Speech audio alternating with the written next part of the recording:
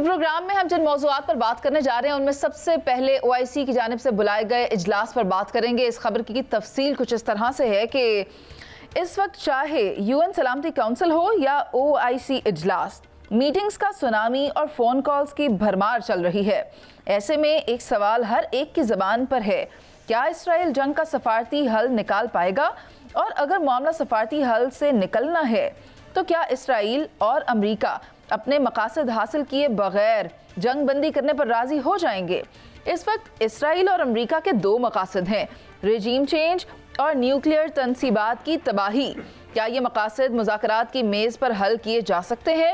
اور اگر اس کے بغیر جنگ رک گئی تو پھر فتح کس کی ہوگی؟ سب سے پہلے میں چاہتی ہوں اس پر مظہر برلا صاحب کی رائے لے لیں۔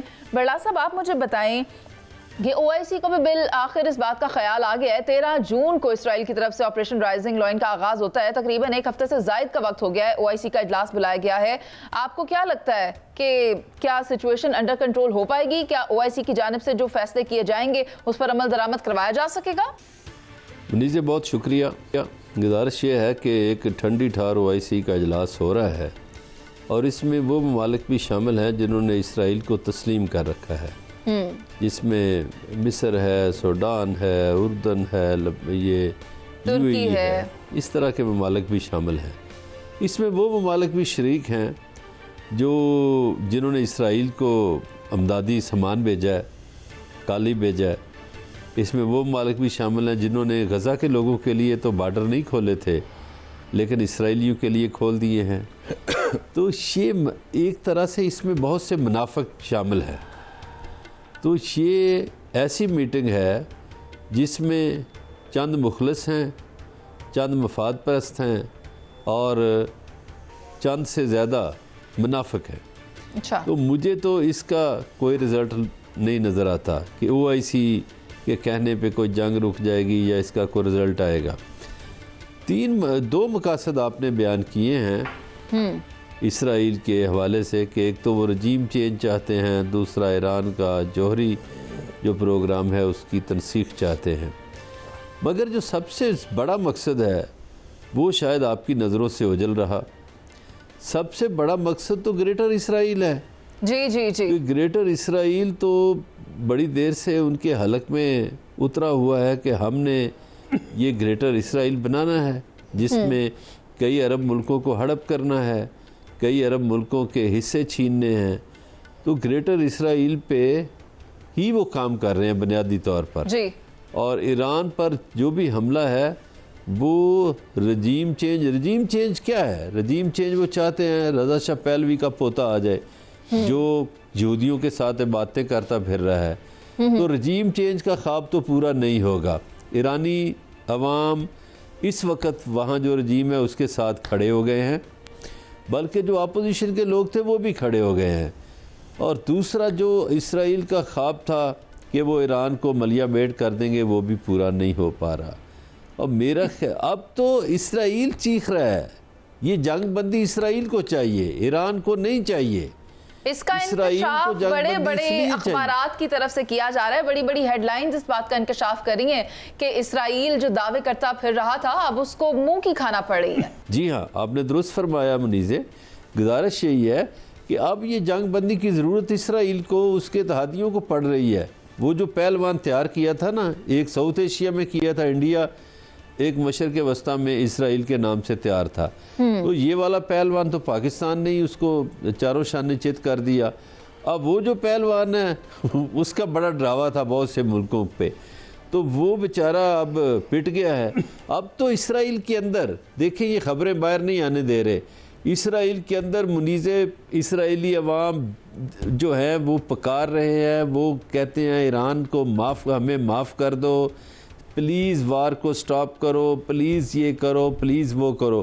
وہ بنکرز میں رہ رہے اکتا گئے ہیں، ٹھیک ہے، اور مظہر برلا صاحب آپ کا حکومت کے خلاف مکمل ہو نعرے گیا۔ بازی شروع کر دی۔ اور جہاں ہم یہ بات کر رہے تھے کہ آپریشن رائزنگ لائن کی، تو میں آپ کو بتاؤں میں نے آج ایک اخبار میں کالم پڑھا اور اس میں میں نے ایک بڑی انٹرسٹنگ ٹرم پڑھی، رائزنگ لائن سے ہی اسے ڈیرائیو کیا گیا تھا اور کہا گیا کہ एक ऑपरेशन राइजिंग लॉयन इसराइल ने शुरू किया था, उधर तो ईरान में अल्लाह के शेर जाग उठे हैं और वो बैठने का नाम नहीं ले रहे। वो तो अपने लोगों के दिफा के लिए हर हद तक जाने को तैयार हैं। मैं चाहती हूँ कि शहजाद हुसैन भट्ट साहब आप मुझे इस पर बताएं कि इस्लामी ममालिक का मुत्तहिद होना इतना मुश्किल क्यों दिखाई दे रहा है। OIC का इजलास ही आप देख लें कितनी ताखीर से बुलाया गया। इंतहाई काबिल एहतराम मुनीज़े, आप दुरुस्त फरमा रही हैं। मुश्किल का लफ्ज़ जो आपने इस्तेमाल किया है, मैं समझता हूँ मुश्किल और इस्लामी ममालिक का, जिस तरह आपका सवाल मुश्किल है, इस तरह इस्लामी ममालिक का इकट्ठा होना ना सिर्फ मुश्किल है बल्कि मुझे तो नामुमकिन लग रहा है। आप ज़रा गौर करें, मशरिक़ वुस्ता की बाज़ अफसोसनाक मिसालें जो है वो आपके सामने पड़ी हुई है। अगर आप गौर करें, अमेरिका और इसके इत्तेहादियों ने जब इराक पर हमला किया था तो ये अड्डे मुस्लिम ममालिक ने दिए थे या नहीं दिए थे? दिए थे। उस वक्त भी इत्तेहाद नहीं हुआ था। अब सबसे बेहतर पॉलिसी जो मैं समझता हूँ इस वक्त है वो पाकिस्तान की खारजा पॉलिसी है, जिसने इसराइल को तहाल तस्लीम नहीं किया है। और ये वजह है सबसे बेहतर वजह जिसकी वजह से पाकिस्तान इस वक्त आहिस्ता आहिस्ता मुस्लिम ममालिक से लीड करना शुरू हो गया है। अब इसके आगे अगर आप यूनाइटेड नेशन की बात कर रही हैं, सिक्योरिटी काउंसिल की बात कर रही हैं, इजलास तो ख़त्म हो गया सिक्योरिटी काउंसिल का, और OIC का इजलास जो है वो जारी है। अच्छा, 40 से ज़ायद सफारतकार जो है वो उसमें शरीक है, हमारे इसहाक डार साहब भी इसमें शरीक हुए हैं। मैं ये कहना चाह रहा हूँ कि जब सिक्योरिटी काउंसिल का इजलास होगा तो 5 मुस्तकिल ममालिक जो हैं वो वीटो कर देंगे। अमेरिका कर देगा, वो फ्रांस कर देगा, क्या जी मैं इसको वीटो करता हूँ। और यार कादा इजलास फिर किस चीज का इजलास है? जब ये पार या सारा बानों के पास है तो जब चाहे प्रोग्राम रखवा देती हैं, जब चाहे हंस पड़ती है, जब चाहे दुपट्टा के साथ अपने मुंह के आगे रख लेती है, तो हम क्या कर सकते हैं?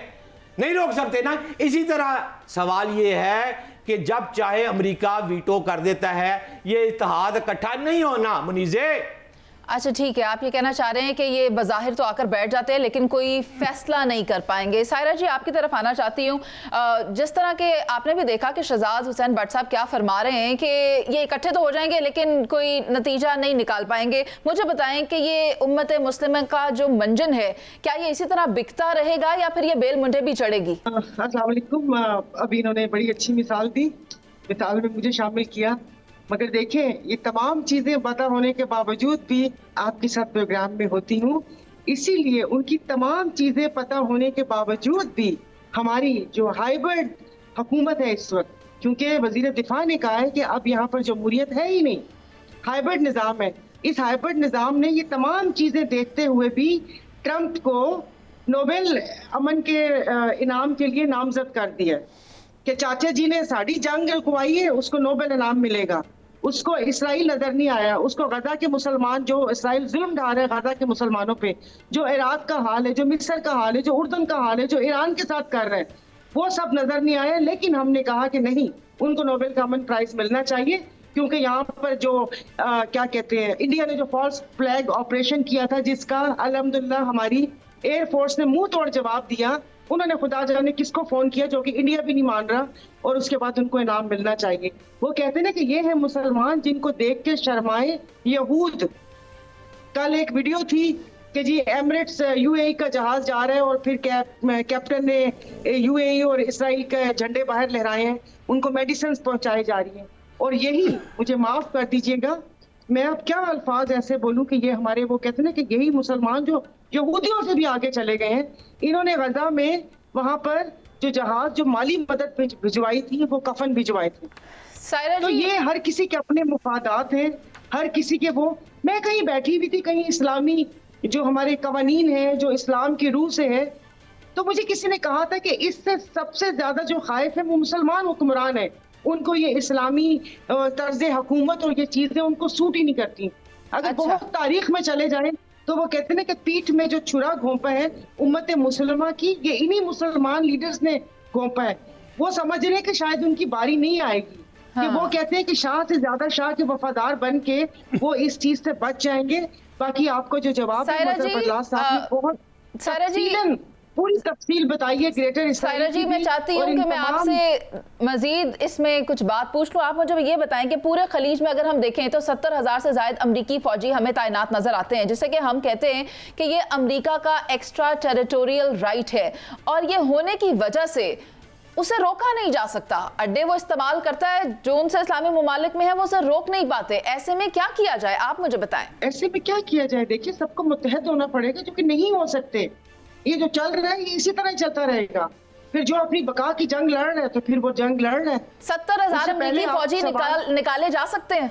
निकालने, अगर वही कहते हैं कि सच्चाई पर आए तो निकाले जा सकते हैं। बाकी ये कि अगर आपके जो इस्लामी ममालिक है जो उन्होंने अड्डे दिए हैं और जिन लोगों ने ये बिठाया है, और जिस तरीके से आपने ये उर्दन का जिक्र किया, मिस्र का जिक्र किया, यूएई जो तस्लीम कर चुका है, तुर्की का किरदार भी मुझे समझ नहीं आता कि एक तरफ से हाँ है तो दूसरी तरफ से ना है। जी बिल्कुल ऐसे ही है। ये सबको मुत्तहद होना तुर्की तो खुद तस्लीम कर चुका हुआ था और सऊदी अरब को समझा रहा था आगे। लेकिन ठीक है सायरा जी, आपका पॉइंट आ गया। मैं चाहती हूँ कि मैं सलमान आबिद साहब की तरफ गुफ्तगू लेकर आऊँ। सलमान साहब, सायरा जी ने बहुत बेहतर बात की है, मगर आप मुझे बताएं कि फिर वजह क्या है कि ये इस्लामी ममालिक इकट्ठे हो नहीं पाते, क्यों नहीं हो पाते, रीजंस क्या हैं? देखिए, पहली तो बुनियादी बात ये समझनी होगी कि मुस्लिम दुनिया के अंदर मुस्लिम हुक्मरान और मुस्लिम आवाम दो मुख्तलिफ जगहों पे खड़ी है। मुस्लिम हुक्मरान की जो नज़रें हैं वो अमेरिका या वाशिंगटन की तरफ या बड़ी ताकतों की तरफ होती हैं, और जो मुस्लिम आवाम है वो मुसलमानों के इश्यूज़ की तरफ देख रही होती है। ये वो तज़ाद है जो उम्मत मुस्लिमा को इकट्ठे नहीं होने देता।